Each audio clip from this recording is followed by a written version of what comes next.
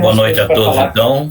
Começamos mais um colóquio virtual do Observatório de Histórias e Quadrinhos. E hoje temos a programação, a apresentação do Leandro, terminando a apresentação do capítulo do livro que ele começou na última reunião. E depois o Ricardo Ono, na segunda parte, faz a apresentação de outro capítulo.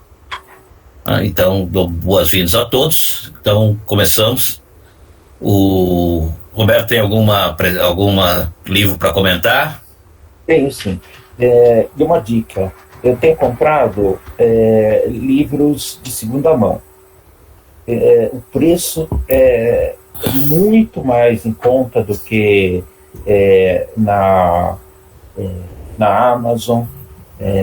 Esse aqui, por exemplo. Mas você comprou onde? Eu tenho pesquisado no estante virtual. Tem tá. Esse aqui, ó, Father Comic Strips, saiu metade do preço da Amazon e sem o frete. Né? O frete grátis. Tem até o código de barras da biblioteca onde ele estava. Ou alguém roubou, ou a biblioteca descartou porque ninguém lia.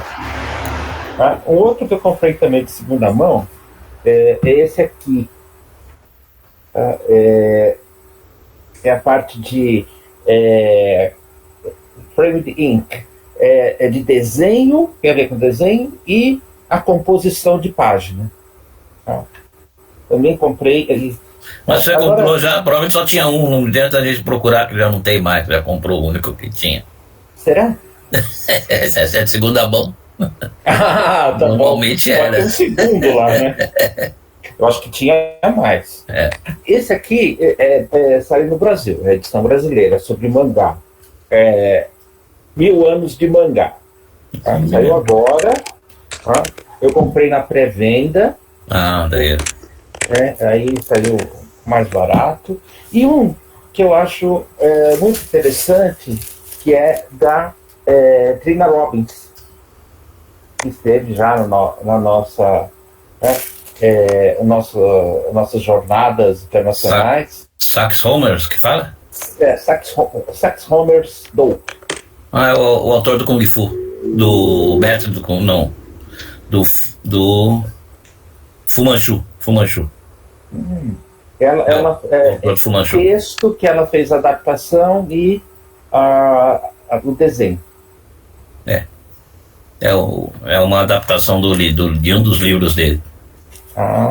O mais famoso dele, o personagem mais famoso dele é o Fu Manchu. Que não tem nada a ver com o Shang-Chi. E né? Oriental, né?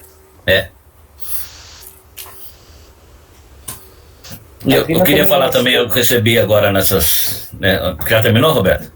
Só falar que saiu um livro que a Trina escreveu, um quadrinho, ela fez o roteiro, chama Lili René, e fala de uma cartunista judia que fugiu da Europa antes do Holocausto e se tornou quadrinista nos Estados Unidos. É pouco conhecida, mas faz parte da pesquisa da Trina. A Trina ela pesquisa as mulheres quadrinistas, desde o final do século XIX até agora. Eu contei para vocês que estamos recebendo uma grande coleção de um colecionador, né? E a semana ele trouxe vários. Eu estava até analisando o material que ele já trouxe. Quando a gente abrir a nossa gibiteca lá formalmente para o público, eu pretendo fazer uma exposição contando a história dos quadrinhos, porque eu praticamente já tenho todos os principais, as principais legal. Produções de quadrinhos que já apareceram. Então, curiosidade, entre as coisas que ele trouxe essa semana, ele trouxe esse, que é um livro sobre o primeiro personagem judeu, primeiro super-herói judeu nos quadrinhos norte-americanos, que foi criado inclusive pelo Siegel Shuster. Então tem um livro, tem comentários e tem a história. Esse aqui eu vou manter comigo para ler depois que eu levo lá para a ECA. E a minha filha me trouxe. Não, além disso, que eu estava falando para vocês, lembro que no mês passado eu mostrei o Little Nemo. Né, essa vez ele me trouxe o Crazy Cat, toda a edição das páginas dominicais. E a minha filha me trouxe alguns livros que estavam lá com ela, que eu tinha comprado há 2 anos. Um deles é esse, o Women's Mangá em Comics in Asia and Beyond. Eu comprei numa oferta que teve da editora alguns anos atrás. Depois um outro que ela me trouxe, que tinha comprado, Comics as Communications. Isso eu tenho. Esse é os dois da Palgrave. Foi E tinha um outro do Batman que ela se confundiu e não trouxe, ficou lá, depois ela vai me trazer. Mas ela me compensação me trouxe um outro que eu não lembrava que tinha comprado. Foi uma grata surpresa que eu comprei e mandei para entregar na casa dela, que é um livro espanhol. E eu não tinha nenhuma lembrança de que tinha comprado. Nuevas Visiones sobre o Comic, um livro como esse que nós estamos avaliando, né, que tem vários capítulos sobre temas variados. Então, um dia eu leio, se Deus quiser, se eu não morrer antes, né, dia eu consigo ler todos esses materiais. Então, mas indicações para ir. Nos próximos 30 anos você tem bastante tempo. Tem, espero, né, vamos ver. Então é isso. Já acabou a reforma da ECA, não? Já acabou. Dia 19 tem a inauguração. Então talvez a gente possa pensar para um mês que vem ou na outra já tentar marcar alguma reunião. Uma reunião que a gente pensou híbrida, né? Entre dos dois. Nas duas modalidades. Perto da reitoria, a parte que vai ter... Não, essa parte ainda vai demorar um pouco. O comércio ainda vai demorar um pouco. Depois eu até mostro, na próxima eu até mostro, é que não dá para ver pela a foto no celular, né? Mas que tá a sala lá que nós temos só tem um espacinho pequenininho para colocar as caixas. Continuando no ritmo que tá, mais 2 meses eu não consigo mais colocar nada lá dentro. Então até eu entrei em contato com a diretora da ECA pedindo outra sala para colocar o material que a gente está recebendo, né? Felizmente estamos recebendo bastante coisa boa, né? Tá com problema de espaço agora. Então é isso. Alguém mais tem alguma coisa para falar? Novidade, o Selby, só temos as cyberjornadas que vão ocorrer, né? No final do mês. No final do mês. Em setembro as pessoas já estão enviando os vídeos, pagando a taxa de inscrição, e estamos ansiosos aí pela realização final do mês aí, mais uma cyberjornadas, e com esperança de que o ano que vem estaremos juntos presencialmente. Se Deus quiser. Só para dar um toque, tem um evento acontecendo sábado e domingo, que é o Gibi SP Festival, ou Festival, que é no mesmo molde desses que tem mesas de quadrinistas. É o antigo mercado do Guia dos Quadrinhos, mercado de pulgas, né? Então é no mesmo local, o mesmo esquema que o Edson Diogo ele desistiu de organizar, que tomava na cabeça. Aí acho que o Massolini que assumiu, é uma outra pessoa, não lembro mais, mas que assumiu a organização. E vai ter então 2 dias de palestras, né? Tem sessões de palestras e tem as mesas com os artistas, lançamentos. Então, mais um evento que deve fazer sucesso, porque os últimos têm lotado, né? Os últimos teve alguns assim, aconteceram nos últimos meses que tem tido boa repercussão. Domingo agora? Sábado e domingo? Sábado e domingo. Lá do lado da Estação Vila Mariana, pertinho da Estação Vila Mariana, na Niwa Kenjin. Não sei onde é. Eu acho que eu já fui lá, eu tenho uma vaga lembrança. Uma vez eu fui lá no... Então, levantou a mão. Tinha o Mercado das Pulgas, era lá. É o Mercado das Pulgas, era lá, não lembro disso aí. O Leandro levantou a mão. Fala, Leandro. Opa, boa noite aí, pessoal, tudo bem? Só lembrar que agora, no final de semana, também tem a Comic Con RS aqui, né? Que vai ter, e sempre tem muitas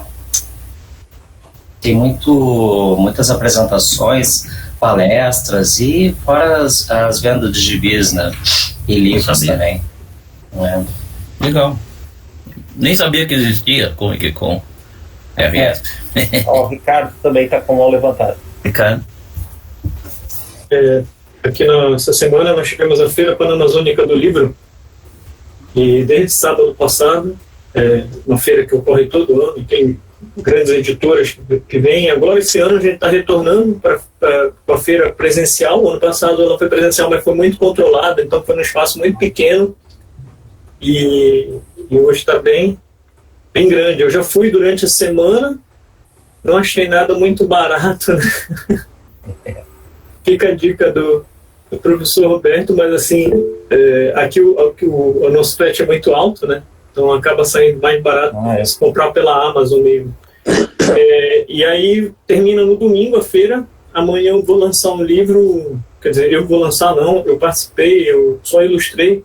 São livros infantis da Dona Onete, eu não sei se todo mundo já ouviu falar. Ela é uma cantora de carimbó, que é um ritmo regional nosso, então ela é conhecida, uma senhora já, e ela vai lançar uma coletânea de livros infantis. Aí um dos livros eu ilustrei, vai ser lançado amanhã.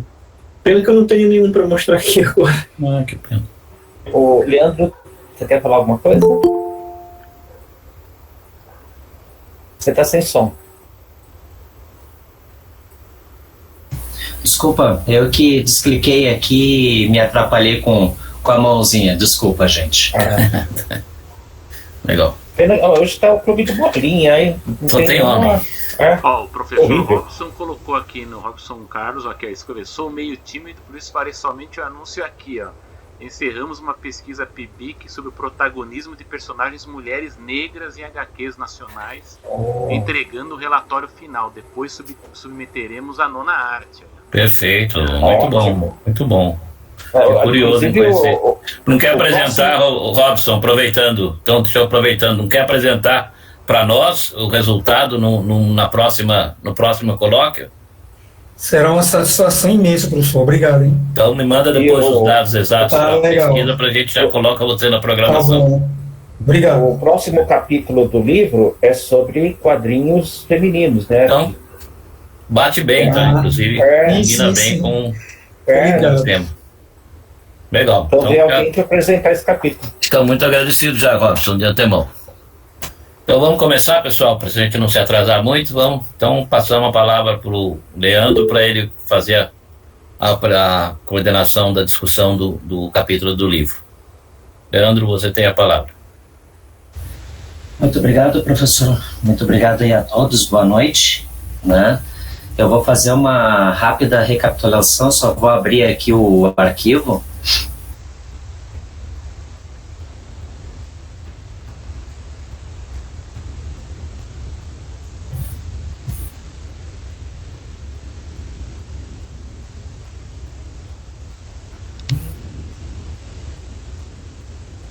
Vocês estão conseguindo ver? O arquivo está entrando aqui, vamos ver. Opa, entrou. Vê se você consegue Colocar em maximizar. em tela grande. Passar os slides.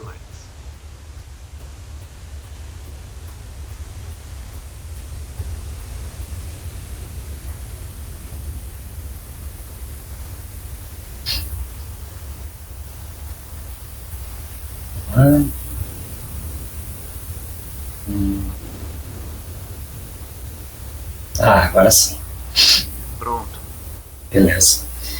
Bom, só fazendo uma recapitulação aí do que eu tinha falado no outro encontro, né?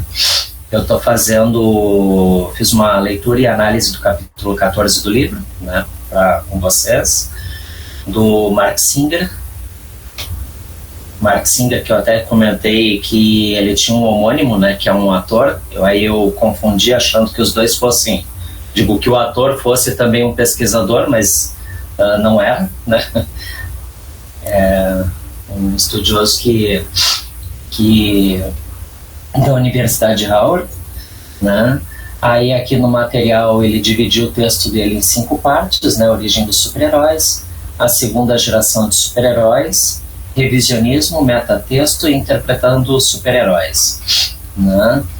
Aí basicamente ele discorre sobre o gênero, né?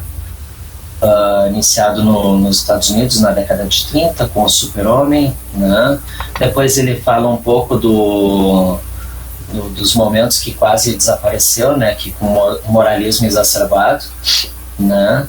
E depois ele se popularizou muito através também de outras mídias, né? Cinema, por exemplo, e televisão. Então, hoje em dia a gente até está vendo um pouco desse sucesso aí na TV através, por exemplo, no caso da Marvel lá com a Disney, né? Enfim, e também da DC com esses novos filmes. Tá, vamos só passando, aí fala um pouco da... Só um pouquinho.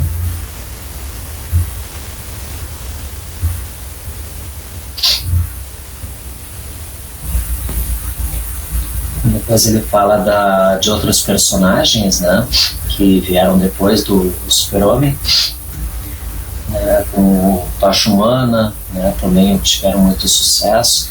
E depois, inclusive, com a guerra, né, principalmente depois até com o Capitão América, tudo fizeram bastante sucesso, né. Bom, aqui eu tinha feito falei ali do jornal, né, do Chicago Daily News, e o editor que fez um artigo que condenou então os quadrinhos, né, falando que tinha sexo e violência, né? Inclusive a gente discutiu isso na reunião.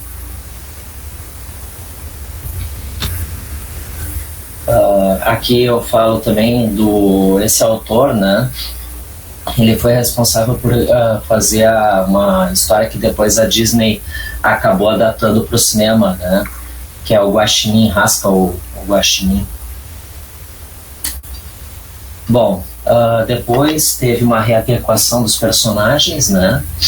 Uma imagem aceitável, né? Então, colocando o Batman como uma figura paterna, né? Veio também, em vez de lidar com corrupção, daí era cientistas malucos e por aí vai, né? Então, depois aí veio uma questão assim, que foi o seguinte: com a Segunda Guerra, tá? O que aconteceu é que não se teve espaço muito para discutir as críticas que estavam havendo contra os quadrinhos, né? Então, nessa época aí surgiram muitos personagens lutando então ao lado das forças aliadas, né? Então, o melhor exemplo que a gente pode falar ali é o próprio Capitão América, né? E depois disso veio logo com o fim, né? Veio de novo uma onda moralista, né? E ela foi bastante forte, né? Principalmente com a entrada de um médico argumentando contra os quadrinhos, né? Porque ele incentivava então a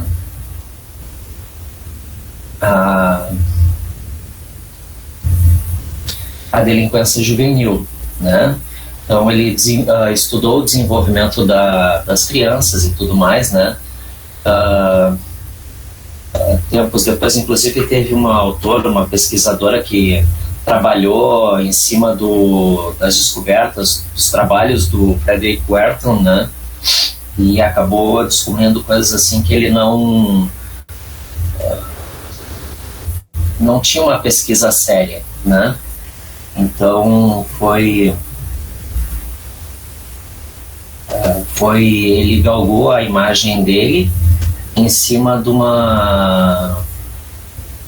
um histerismo, né? Bom, com o advento aí do Código de Conduta, né, para a produção de quadrinhos, né, criada justamente para acalmar os críticos, né, a gente tem então logo em seguida a isso, né, uma nova foi feito tipo um update, uma atualização dos personagens, né. Então, um exemplo aí que eu coloquei até uma imagem aí do próprio Lanterna Verde, mas teve outros também, né, o Flash e outros mais, né. E uma coisa que me chamou muito a atenção, né, foi um comentário do próprio Mark Singer, né, que essa cruzada de anti-quadrinhos, né, trouxe para os quadrinhos de super-heróis um favor, né, que eles erradicaram quadrinhos que tinham crime e horror, né, e daí o espaço que era também deles acabou sendo ocupado por personagens de super-heróis mesmo, né? Isso me chamou muito a atenção, né? Porque o que acontece? A gente me chamou a atenção porque é o seguinte, tipo, eu penso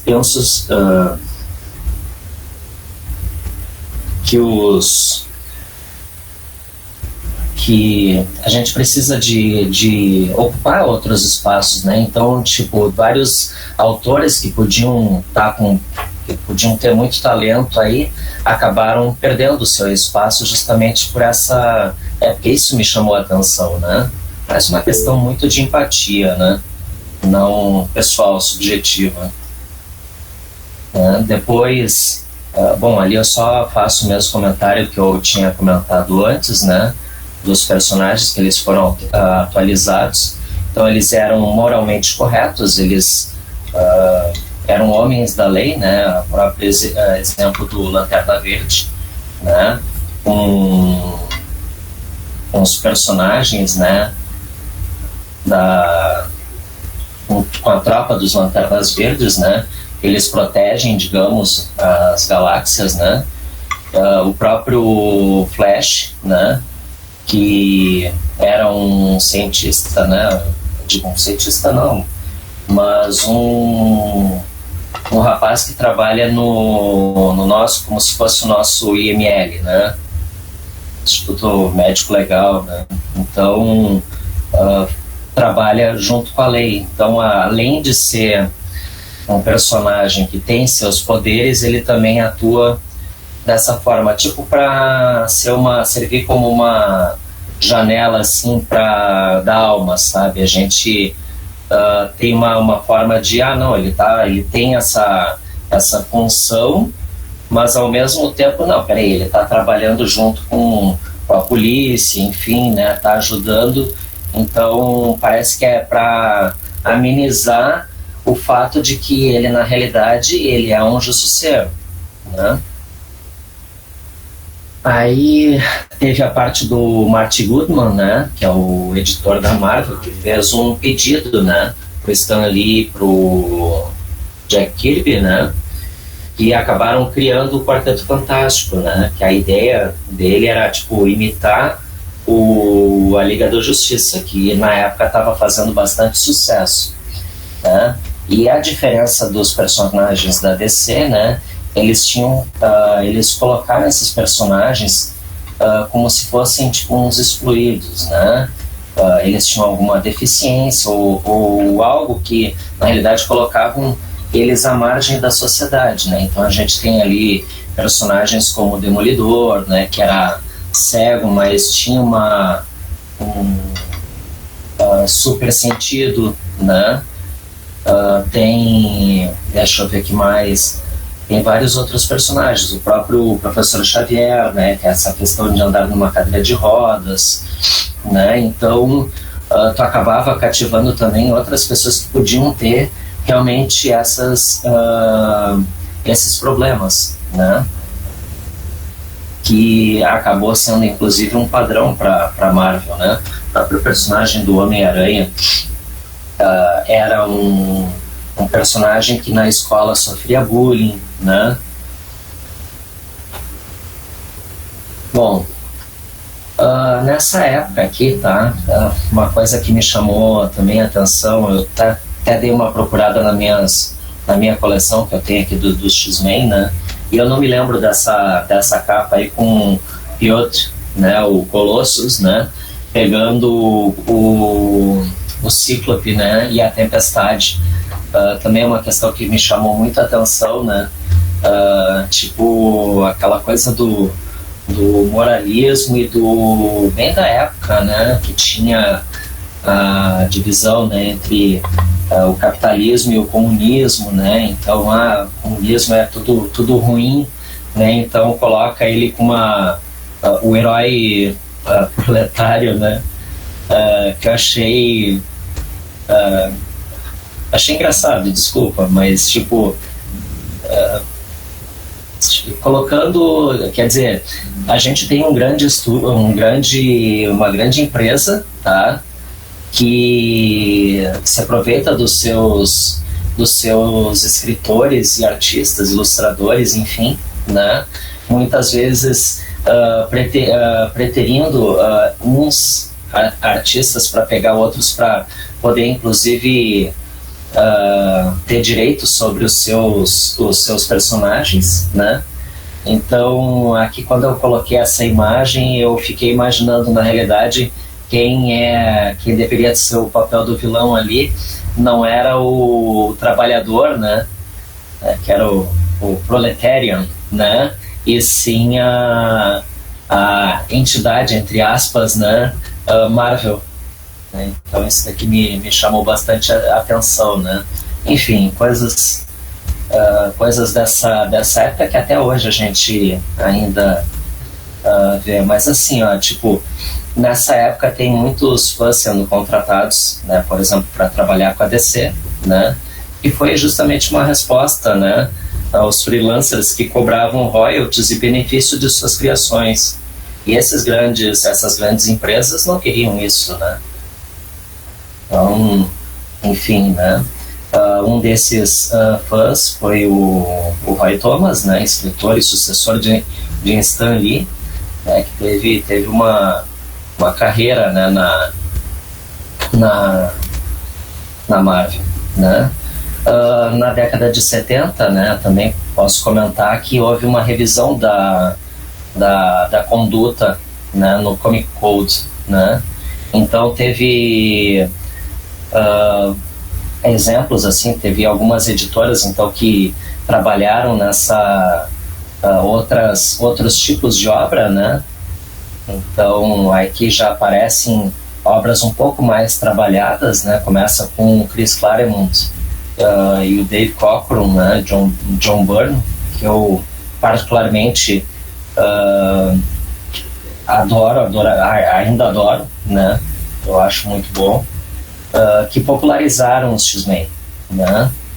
Então as histórias eram muito ricas, então tinha toda uma contextualização, né? O que é a morte da Fênix, enfim, né? Que é uma edição que eu tenho aqui em casa, que eu gosto bastante, né? Até o aspecto, assim, da forma como ela se corrompe pela personagem que ela acaba se tornando, né? Deixa eu ver aqui mais, até dando aprofundamento em outros personagens, né? Tipo o próprio Magneto, né? Bom, nos anos 80, né, em diante, a gente tem então a entrada a gente tem o revisionismo, né? Então aqui, para mim, assim, tipo, eu vejo muito aquilo do que lá no início, né, estava sendo meio que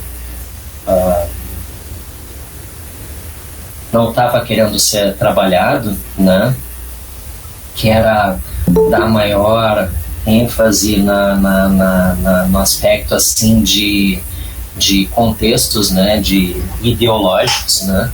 Então nós temos aí o Frank Miller e o Alan Moore, né, que são opostos, né, um espectro mais à direita extrema, né, e outro à esquerda, né, inclusive a questão do anarquismo, isso daí é até comentado no material do Mark Singer, né. Então daí a gente tem mais um cinismo, né, com relação aos personagens, né. Nós temos todos os personagens, a grande maioria, assim, dos personagens, por exemplo, no Frank Miller, eles são de moral duvidosa, né? É ambígua, a gente não sabe, a gente não consegue acreditar totalmente neles, né? Então aqui meio que dá um aspecto fascista ao personagem do Batman, né? Inclusive eu li um texto do... Deixa eu pegar aqui um instantezinho.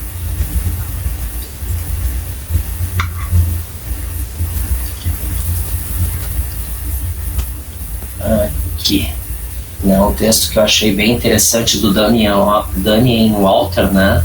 Para The Guardian, né? Que ele faz um paralelo aí, né?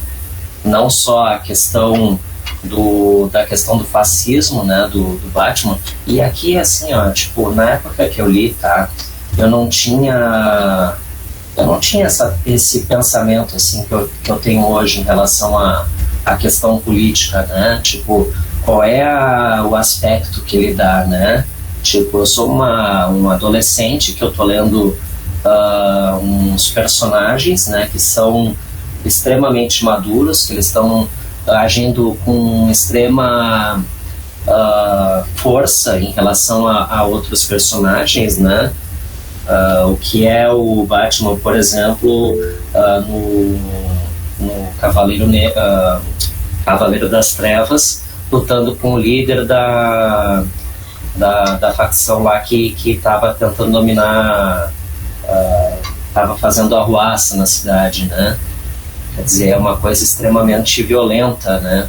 Então, eu achava, pô, ele está resolvendo todos os problemas, mas na realidade eu não tinha uma visão realmente ampla disso. E nesse artigo do Damien Walter, que está no final das referências do material, eu vejo, ele percebe também a mesma coisa, né? Ele percebe uma leitura mais densa. Ele sentiu daí dificuldade de ler, justamente porque ele está vendo um espectro mais da extrema direita, mais fascista, enfim, né? Quer dizer, colocando o Batman como, né, alguém que vai resolver todos os males, né? Tipo, ele morreu, mas tipo ressuscitou, né? Naquele ato para enganar até ele sabia que não ia enganar o Super-Homem, enfim, né? Quando teve aquele problema no coração, mas isso é só uma questão de uma prática que eles tentaram para tentar resolver o problema do Batman. Enfim.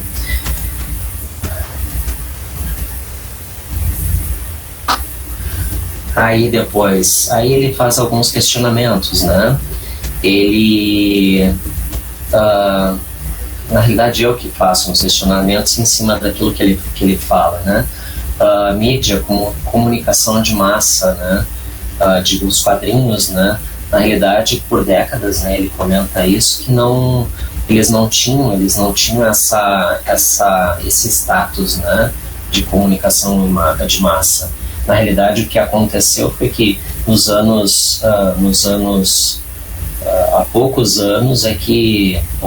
alguns anos atrás, é que foi os personagens, super-heróis, foram indo para outras mídias, né?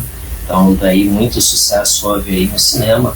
Mas o Batman, por exemplo, já tinha sucesso lá na década de 60, né, com a série que tinha, né? Assim como anos depois teve o The Flash, né, a série, Batman do Tim Burton, teve o Super-Homem, né, o filme em 78, enfim, né? Mas assim, tipo, houve um crescimento, né, dessas adaptações para outras mídias, né? Mas assim, o que acontece, né? Logo depois disso, a gente tem ainda mais perto dos anos 2000, né, um nacionalismo exacerbado, né? Principalmente depois Ah, sim, tem razão. A série do Hulk eu adorava, né? Não perdia com Bill Bixby e Lou Ferrigno. Eu adorava, né? E eu sempre ficava impactado com a música final, com Bruce Banner saindo com aquela mochila nas costas e aquela música.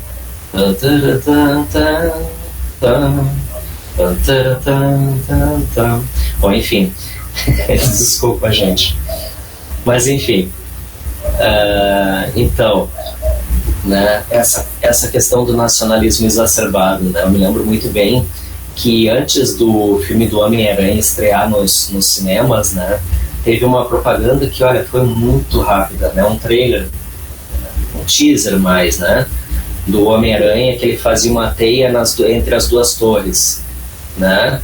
Obrigado. E ainda consegui lembrar da música.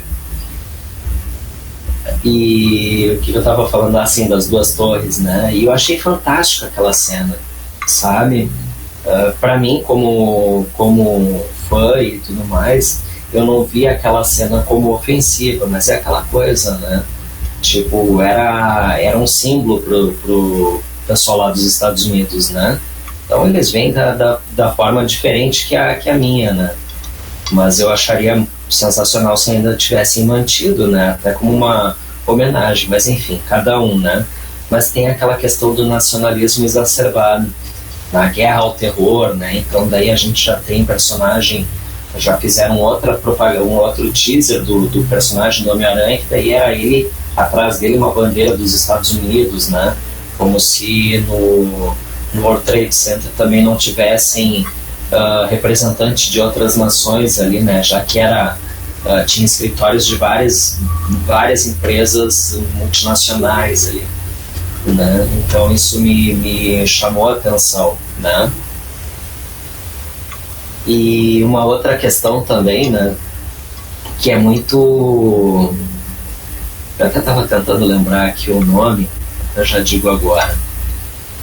Só um instantinho assim.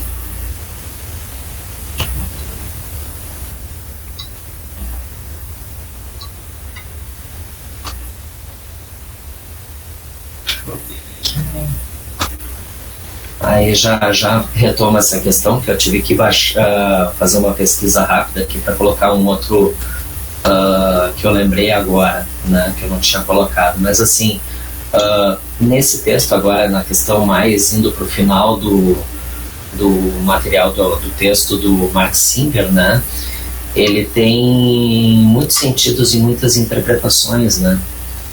E aqui, embora ele tenha um pensamento, né, um pouco diferente, o que me fez muito lembrar da minha forma como eu via como criança isso, como que eu via os quadrinhos, né, como criança. Então, para mim, só esse é um parênteses que eu estou fazendo, né? Para mim isso tinha um sentido muito diferente daquilo que eu vejo hoje os quadrinhos, né, principalmente desses personagens. A minha leitura hoje do Batman, por exemplo, Cavaleiro das Trevas, é muito diferente de anos atrás, quando eu li pela primeira vez, né? Ainda mais tendo já toda uma bagagem de conhecimento que antes eu não tinha, né? De um adolescente. Então, e eu vou muito pelo que ele coloca, o Mark Singer coloca ali, um comentário como que o Humberto Eco via isso, né? Ele via como esses personagens protetores do capitalismo e da propriedade privada, né? Então isso me chamou muito a atenção. Isso eu não via, na realidade, eu só via o que como um adolescente. Era um mocinho contra um bandido, e o mocinho tinha que se dar bem no final, né? E eu não tinha noção do que tinha que fazer nesse meio tempo. Mas hoje, o que a gente tem, até como educador, né? A gente já tem que pensar diferente também de colocar para os alunos, né? Tipo, não é bem assim, tem mais informação, né? Tem todo um contexto, tu tem perdas dos dois lados, né? Quando eu pedi aqui só um instantezinho para ver um texto aqui do Jon Krakauer que me fez lembrar, tá? Uma coisa que me chama muito a atenção é de um livro dele, que é o... Deixa eu pegar aqui...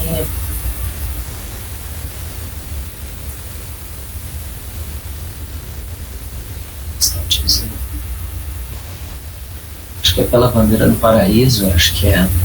Bom, enfim, que é a história que ele fala a história de um soldado americano. Ele foi lá pro Iraque, né?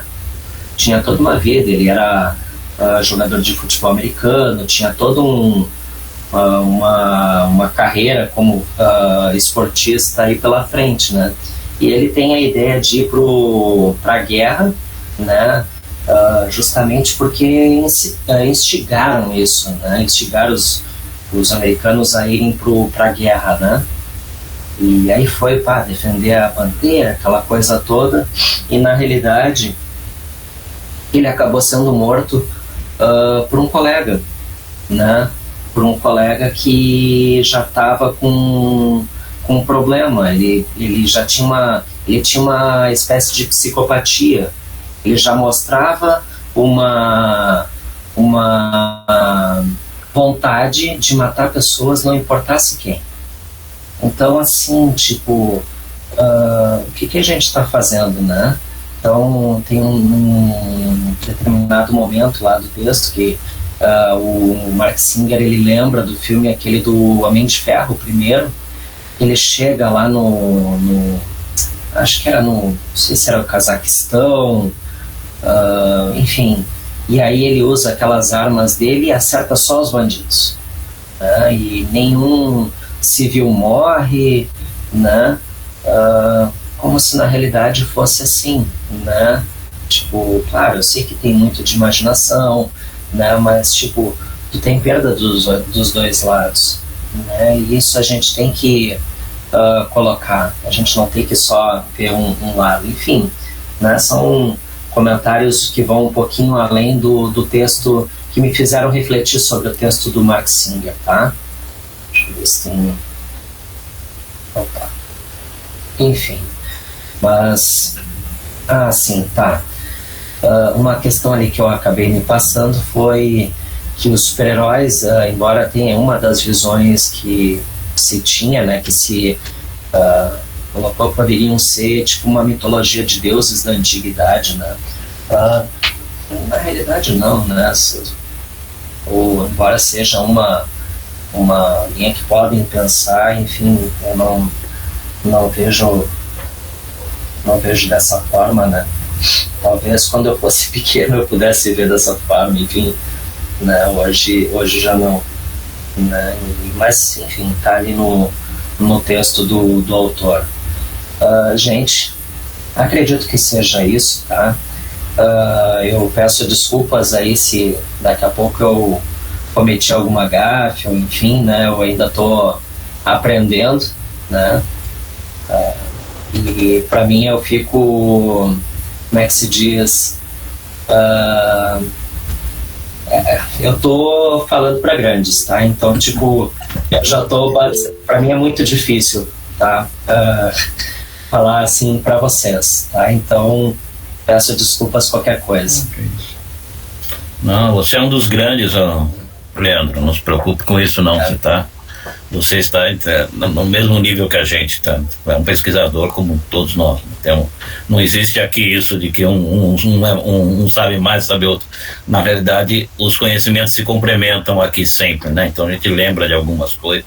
E gostei da interpretação que você fez do livro, que você foi, na realidade, dialogando com o capítulo, com o texto do Mark Singer, né? Você não foi simplesmente nos apresentando, você foi dialogando com o texto. Acho que é isso que é muito mais rico, esse tipo de leitura, do que simplesmente apresentar para nós um resumo do texto. Então, parabéns pela sua abordagem e pela apresentação, né? Eu acho que é o texto, questão dos super-heróis, todos aqui eu acho que somos filhos dos super-heróis, digamos assim, crescemos lendo super-heróis, chegamos aos quadrinhos fora o Roberto, que é disneyano de carteirinha, né? Mas a maioria de nós chegou pelos super-heróis aqui, então sempre temos uma relação umbilical com os super-heróis, né? Então, mesmo que façamos críticas, né?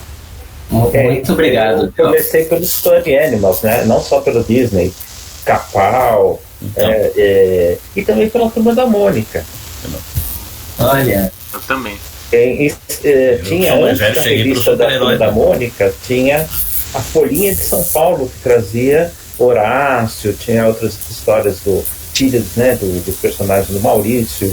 Então, esse foi o meu caminho para os quadrinhos. Super-heróis, eu comecei a ler e gostar no final dos anos 70, começo dos anos 80. Justamente aquela fase do Chris Claremont no X-Men.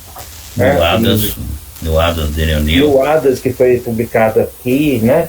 Nessa época, década de 70. Quando a Abril começou a publicar os formatinhos da Marvel e da DC, então, começo dos anos 80, aí que eu entrei para o lado dos super-heróis. Eu até vou trazer para vocês uma questão interessante que eu vou ter que responder uma entrevista que estão me fazendo, não me lembro nem que jornal é, mas enfim, a moça me mandou as perguntas e ela está basicamente tocando a questão do herói e do super-herói, e uma das perguntas me chamou muita atenção, que eu nunca tinha pensado nisso. Ela fala que os super-heróis são muito ligados, os poderes dos super-heróis são muito ligados à questão dos animais, então os poderes dos animais. Então tem o Homem-Aranha, o Pantera, enquanto que os super-vilões não têm isso. E ela falou, a pergunta dela, por que acontece dessa forma? E eu confesso que eu nunca tinha me ocorrido, nunca tinha reparado nessa questão dos poderes dos animais e da diferença com os super-vilões. É uma coisa que eu estou refletindo, o que eu vou responder para ela, então eu trago para vocês me ajudarem, mas inclusive nessa questão. Super vilões que têm poderes animais, o Rino, o Vagalume, tem alguns, mas acho que a maioria, o que eu lembro dos super vilões é muito mais a questão, ou é o Pinguim, mas quer dizer, o Pinguim chama, agora que é Pinguim, né, mas que tem a questão do animal no início, mas basicamente, atualmente, o Pinguim é um empresário. Ele é um mafioso. O super vilão normalmente é ligado, né? Fora, eu acho que essas questões que você falou são exceções, mas a maioria é ligado, ou é o cientista maluco, ou é o cara que quer dominar o mundo. Mas tem uma coisa, eu posso fazer um comentário? Pode, por favor. Eu acho até que essa origem, a origem disso, tá? Eu acho que remete muito aos filmes de artes marciais. Se a gente pegar aqueles filmes, por exemplo, da década de 70 e 80, tá? Tu vai ver que os personagens, eles tinham que aprender uma arte marcial, né? E aí o outro personagem, que era o vilão, ele tinha, sei lá, um estilo vou chutar, tá? Do macaco, ou enfim, né? Tinha alguma coisa que se sobressaía, né? Então daí tu tinha um vilão, né? Que, entre aspas, tá? Não é um superpoder, mas digamos que seja, tá? Por quê? Porque ele tinha uma força, né? Além do outro artista marcial. Então daí ele tinha que pegar um outro mestre que aprendeu outras técnicas para sobreviver, digamos, àquele estilo que está sendo apresentado pelo personagem que é o vilão, né? Então, pelo menos me passou isso pela cabeça agora, né? Acho que o Mandarim não, é só com os anéis, né? Deixa eu ver, eu tô tentando pensar em alguns mais. O que eu estava pensando em, inclusive, encaminhar a resposta, no sentido que já quando se cria o super-homem, a primeira relação que os autores fazem é da formiga. Porque o super-homem tem a força maior, porque a formiga é capaz de levantar algo muito maior do que o seu peso. Então, já nas primeiras histórias, ou na primeira história, eles já fazem essa relação com a formiga, né? O super-homem seria semelhante à formiga. Então, talvez daí venha essa ligação com os animais também, né? E a questão de buscar sei lá, origem dos poderes. Se você faz uma relação com os animais, com algum animal, é mais fácil de você fazer essa transposição para um superpoder. Tu me fez me lembrar, viu, professora? Me fez lembrar agora da minha infância. Eu lembrei agora da formiga atômica. Obrigado por fazer isso. Que massa. Alguém mais tem algum comentário? Bem, eu queria ter uma outra questão que eu queria talvez comentar. Eu acho que eu, alguns anos atrás, eu achava que, de certa forma ainda acho, mas que os super-heróis estavam esgotados. Que tudo que se podia inventar sobre super-heróis já se inventou, e tudo que a história que se podia pensar já se pensou.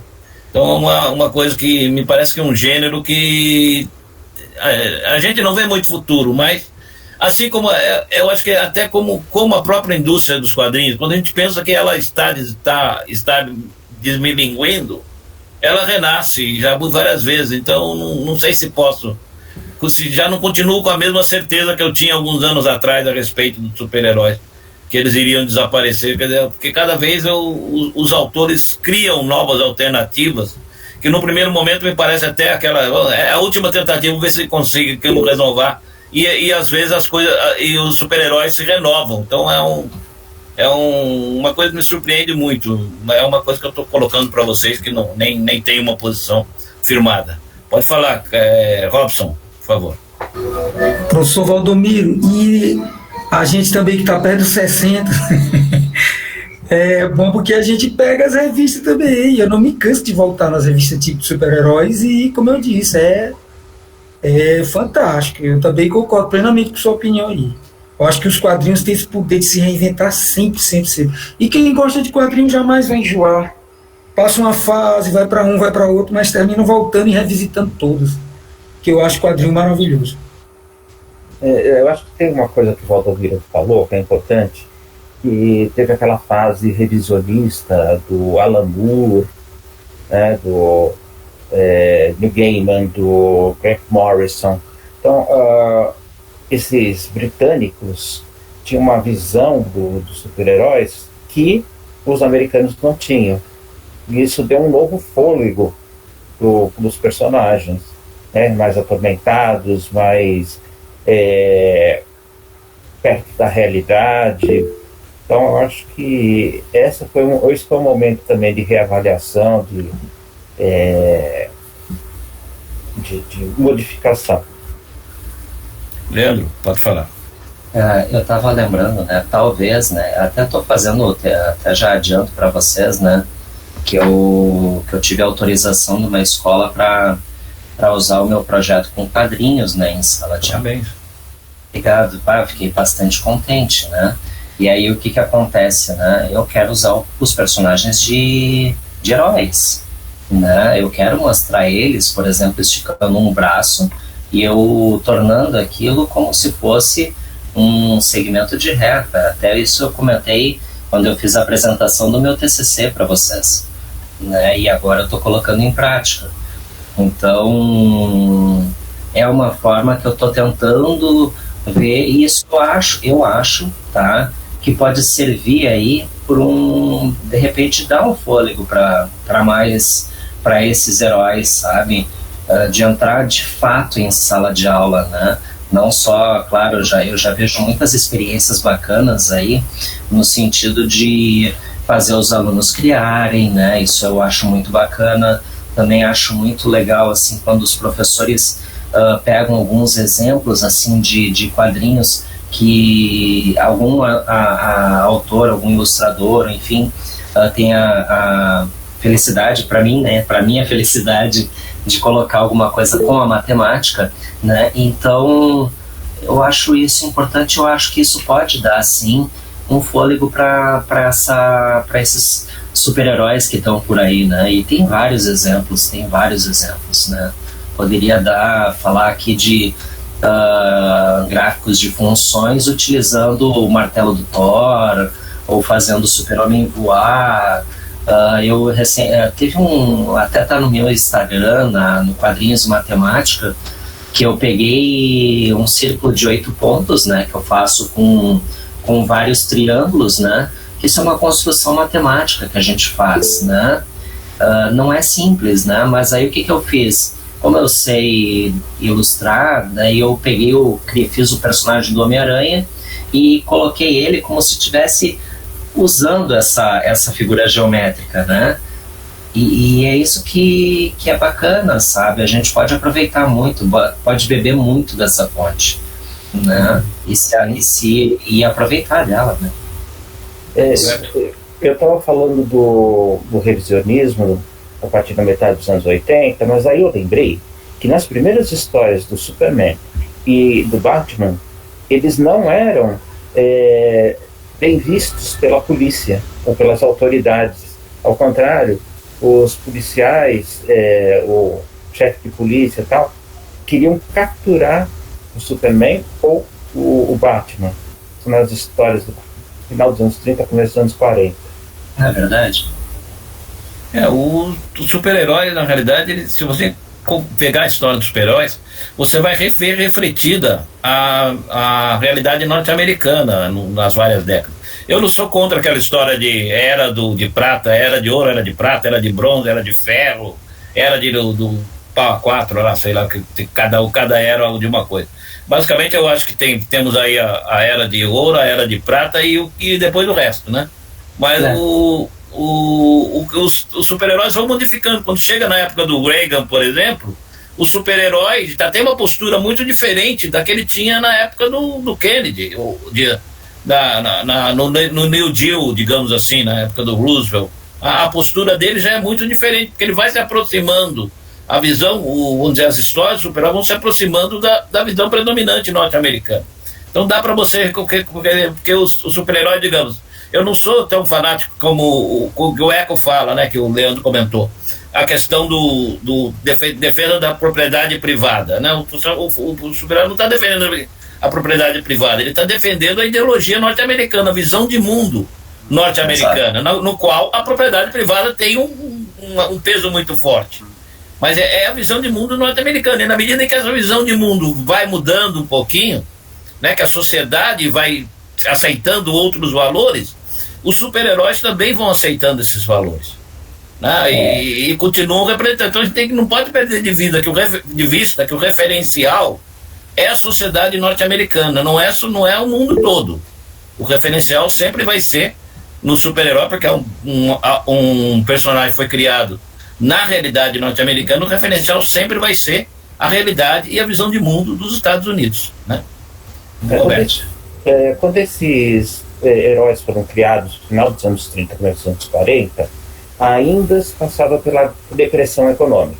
Sim. Então, numa das primeiras histórias do Superman, o vilão é um empresário que usava material, um dono de uma mina que usava um material ruim, a mina desabou e o super-homem teve que resgatar os mineiros, e aí botou o dono da mina lá dentro para ele ver como é que era.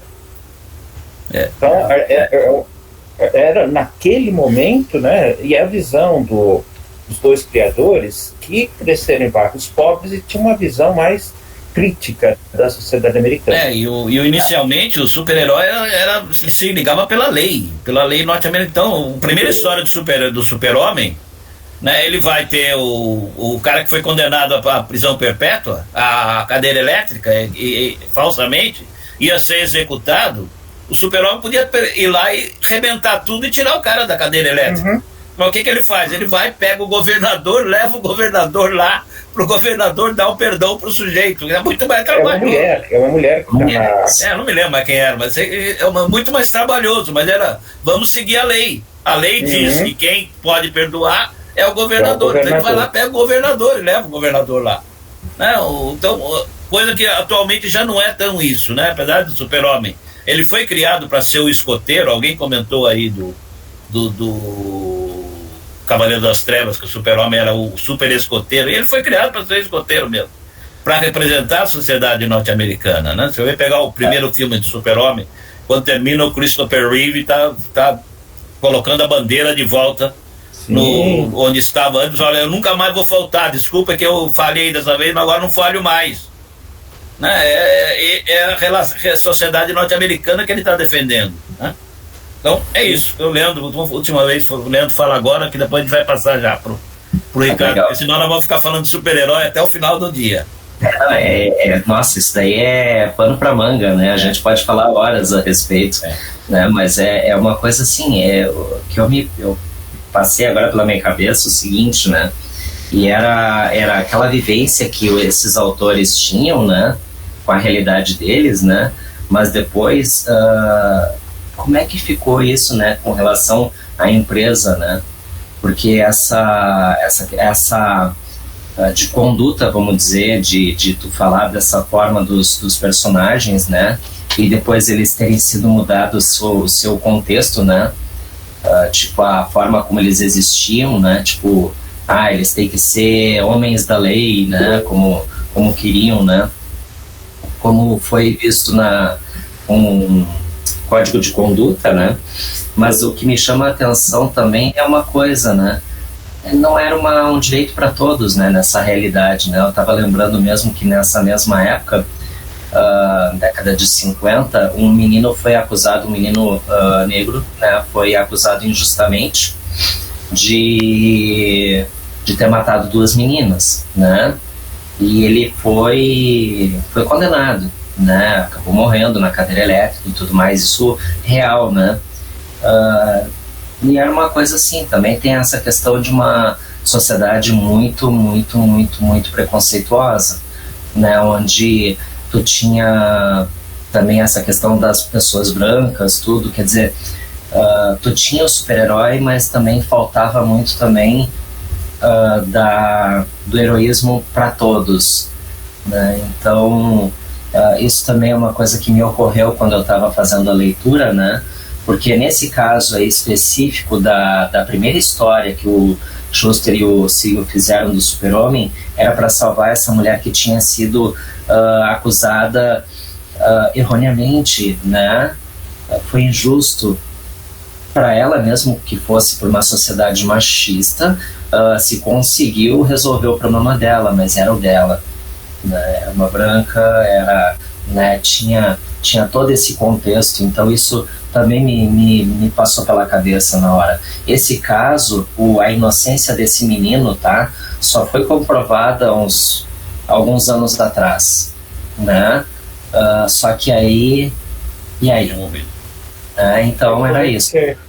Eu vou ser rapidinho. Reforçando o que o Valdomiro falou, questão do contexto, logo em final de 41, começo de 42, quando os Estados Unidos entram na Segunda Guerra, os heróis viram patriotas, né? A função deles era ser patriota e advogar esse patriotismo. E o Leandro tem razão que durante décadas a sociedade dos super-heróis era uma sociedade branca, as pessoas andando na rua, não tinha nenhum negro, nenhum asiático, a não ser que fosse vilão. É isso aí. Perfeito. Então, vamos, quando guardar a discussão para outra hora, a gente continua algum momento, a gente continua a conversar sobre os super-heróis. Vamos agora.